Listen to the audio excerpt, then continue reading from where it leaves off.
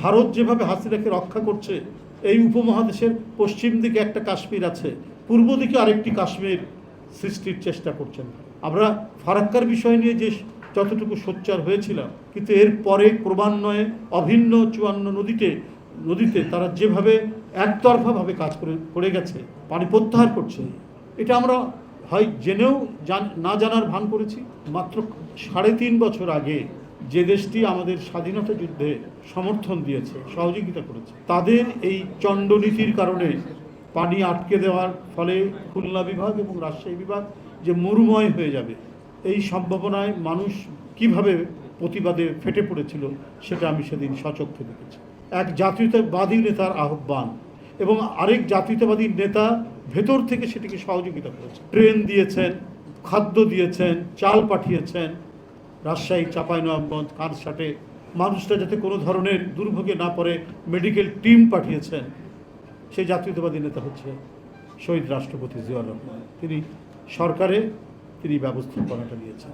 মানুষের সেই স্বতঃস্ফূর্ততা আজও আপ্লুত করে, আজও উদ্বুদ্ধ করে। 72-এর পর থেকে ভারতের আগ্রাসনী রূপকে তাত্ত্বিক যে অভিধায়, মানে এটাকে অভিহিত করেছেন, এরা তো সবাই বামপন্থী ছিল। মৌলানা হামিদ খান ভাসানী প্রথম শুরু করলেন ভারতীয় সেনাবাহিনী কবে প্রত্যাহার করছো শেখ মুজিব, তুমি সেটা তারিখ ঘোষণা করো। তারপরে প্রত্যাহার হয়েছে। ভারত যেভাবে হাসিনাকে রক্ষা করছে, এই উপমহাদেশের পশ্চিম দিকে একটা কাশ্মীর আছে, পূর্ব দিকে আরেকটি কাশ্মীর সৃষ্টির চেষ্টা করছেন। ওনার কথা, উনি একজন মুক্তিযোদ্ধা, একবার রণাঙ্গনের মুক্তিযোদ্ধা। আমি যদি এই জাতীয়তাবাদী নেতাদের ধারাবাহিকতায় যাই, কখনো আমি দেখিনি যে কোনো আগ্রাসনের বিরুদ্ধে কথা বলতে তারা কখনো থমকে গেছে। আমরা আমাদের মাটির গভীর থেকে আমরা এই নেতৃত্ব পেয়েছি বলেই আমরা আমাদের জাতীয় স্বার্থের বিরুদ্ধে যারা কাজ করছে তাদের বিরুদ্ধে আমাদের যতটুকুই সামর্থ্য থাকুক আমরা সেটা নিয়ে কথা বলেছি, রুখে দাঁড়ানোর চেষ্টা করেছি। শেখ মুজিব অনুমতি দিলেন, সর্বনাশ সেদিনই হয়ে গেল। তো সেটা না হয় জানিয়েছেন। এরপরে চুক্তি হয়েছে একটা খুবই প্যাট্রিয়টিক চুক্তি, যেটাকে বলা হয় 77 79। তখন BM আব্বাস এটি হচ্ছে আমাদের পানি মন্ত্রী, অত্যন্ত দক্ষ একজন মানুষ।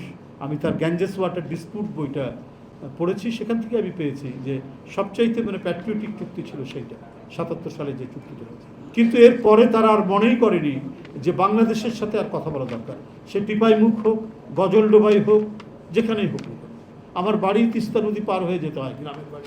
কি খরস্রোতা সেই নদী! এখন সেই নদীর মাঝখানের চরে গ্রাম হয়ে গেছে, যমুনার চরগুলো তো গ্রাম হয়ে গেছে। আমরা কিন্তু কেউ এগুলো বিষয় নিয়ে আর সোচ্চার নয়। আমরা ফারাক্কার বিষয় নিয়ে যে যতটুকু সোচ্চার হয়েছিলাম, কিন্তু এর পরে ক্রমান্বয়ে অভিন্ন 54 নদীতে তারা যেভাবে একতরফাভাবে কাজ করে গেছে, পানি প্রত্যাহার করছে, এটা আমরা হয় জেনেও না জানার ভান করেছি। আমাদের ফেনী নদী থেকে পানি তুলে নিয়ে তারা ব্যবহার করছে নিশ্চুপ।